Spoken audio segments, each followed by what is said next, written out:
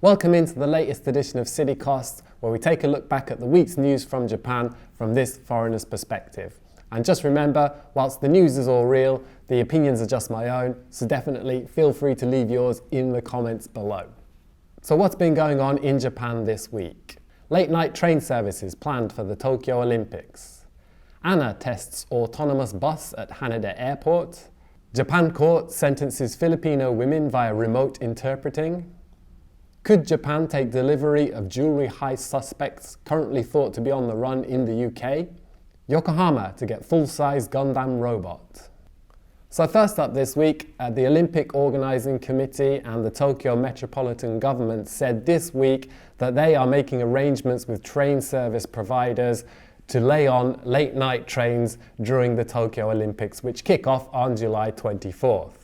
According to the reports, in the metropolitan area, 8 venues are scheduled to hold events lasting up until 11 p.m. or sometimes later.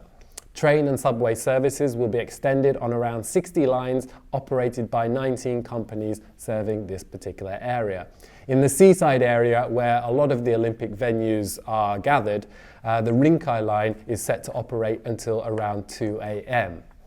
Now, outside of Tokyo, the organising committee is considering having train operators extend service hours for those watching soccer matches at Sapporo in Hokkaido, Rifu in Miyagi Prefecture, and Kashima in Ibaraki Prefecture. So, extending the operation of train services to accommodate visitors in Tokyo during the Olympics obviously would seem to make perfect sense. However, I think of greater concern for residents of Tokyo, including foreigners like myself, is just how crowded the trains in this city are going to get when the Olympics rolls into town. Now, for me, I live on one of the most, if not the most crowded train lines in Tokyo, and at rush hour between around 7 and 8 a.m., well, it's an absolute nightmare in a sort of certain section as you approach Tokyo. It gets to the point where, typically I start work at 10 o'clock, but on occasion, just the other day in fact, I needed to start work at about 8 o'clock, I think it was. So normally then you could take a train at 7, rock up into the office at 8 o'clock. But given that I live on this particular line, getting on the train at 7 is just out of the question. It's so crowded. It's like panic attacking inducingly and crowded. So in order to avoid that, it means getting on the train at 6 a.m, arriving at the office before 7 in order to start work at 8. It just doesn't make that much sense. The Tokyo Metropolitan Government, though, has made efforts to try and address this issue of overcrowded trains in their city. Initiatives like Smooth Biz and Jisabiz have been employed. In fact, Smooth Biz is going on right now. I think it kicked off on January 14th, runs through to the end of the month. And through this initiative, the Tokyo Metropolitan Government is encouraging companies and workers to contemplate, to think about, to actually employ different methods of working, flexi time, staggering the starting hours of work. Train companies are laying on extra trains at particularly busy times in the morning. And also even opening up office cafeterias earlier so that folks can come in a bit earlier and still get some breakfast before they start work. These are some of the things that this Smooth Biz and Jisabiz campaign attempts to encourage or address. Anyway, if you're a resident in Tokyo and you're going to be here during the Olympic Games, let us know how you feel about how crowded the trains might be in the comments below. Next up, the operator of All Nippon Airways, perhaps better known as ANA, has said this week that they have started tests on an autonomous bus at Haneda Airport, which they are hoping to carry transit passengers and staff working at the facility. The airline operator is aiming to start trial operation later in the year at something called Level 3 automation. This allows drivers to turn their attention away from driving tasks and engage in different activities.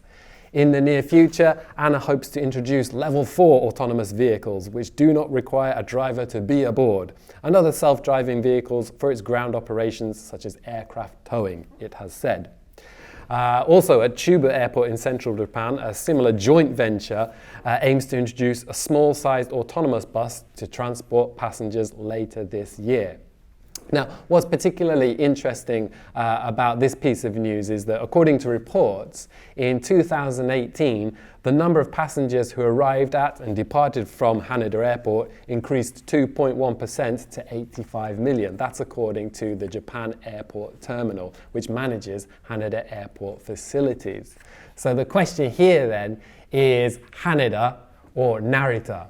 Which airport do you think is most convenient to serve the Japanese capital and Japan as a country as a whole? Me personally, I'd go for Haneda. It's much closer, the access is so much easier, it's got that cool kind of Edo era bridge facility in the departures lobby.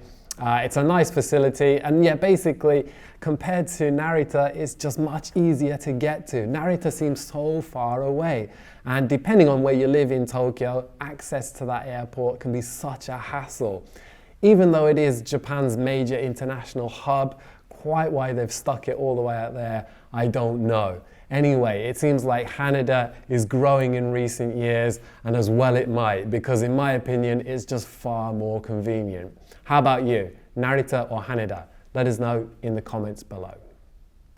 Okay, up next, we've got this story which regards a Japanese court which handed down suspended sentences to 2 women from the Philippines for violating Japan's immigration law.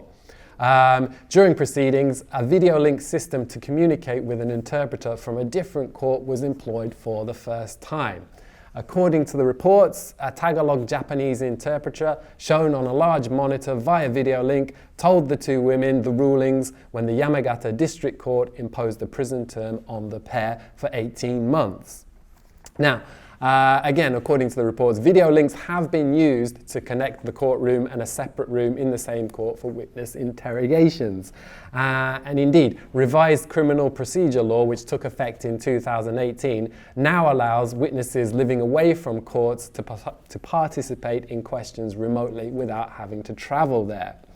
But what we particularly like about this story is that the same system is being applied to interpreters to address a falling number of such workers in Japan amid a rapid increase in demand for them. Again, going back to the report, the number of registered interpreters in Japan fell 4% to 3,788 in the 4 years through 2018, while the number of foreign defendants in need of translation increased nearly 60% to 3,757 during the same period. That's according to the Supreme Court. So it seems like there's a job market that's opening up here for interpretation services for foreign defendants. Are you interested? Let us know in the comments below. So, in news directly involving foreigners in Japan, or formerly in Japan in this case, Japan and Britain have been discussing the handover of 3 Brits who fled the country after allegedly robbing a jewelry store of items worth 106 million yen in Tokyo in 2015. Now, the 3 men are not thought to be in police custody, but it's believed that British authorities may have information about their whereabouts. Now, what's interesting about this story is that, according to reports, this would be, if it goes ahead, if the delivery of these Brits goes ahead, it would be the first time for Japanese police to receive fugitives from a country with which Tokyo has not signed an extradition treaty.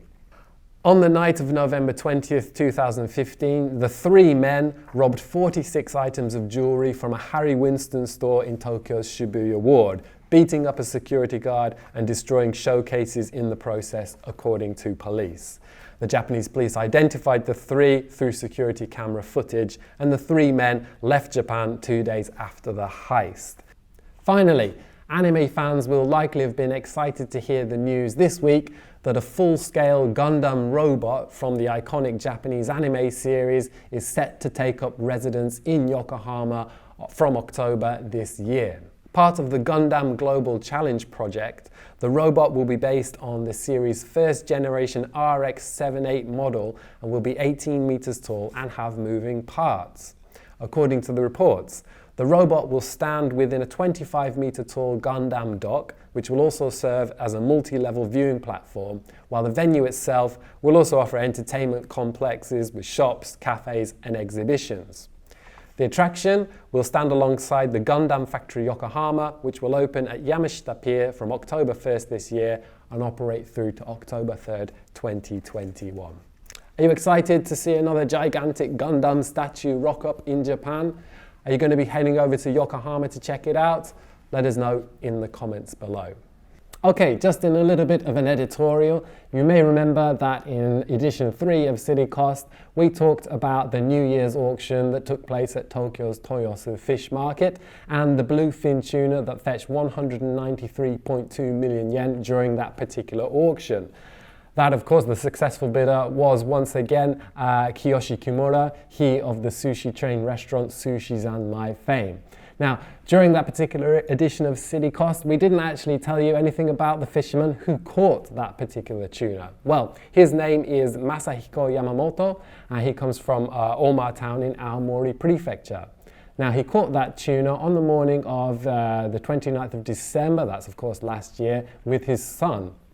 And it's believed, well, according to our research and the reports that we could find, Yamamoto was able to receive 173 million yen of the 193.2 that was paid for it at auction. Not bad then for a single catch. Of course, you can find edition 3 of City Cost in our playlist Expat View on Japan News, and we'll stick the link to that playlist in the description, so definitely click on that. So that's it for this week then. If there's any news you would have liked to have seen in this particular edition, definitely let us know in the comments below, and of course subscribe to the channel. See you next time. Bye bye.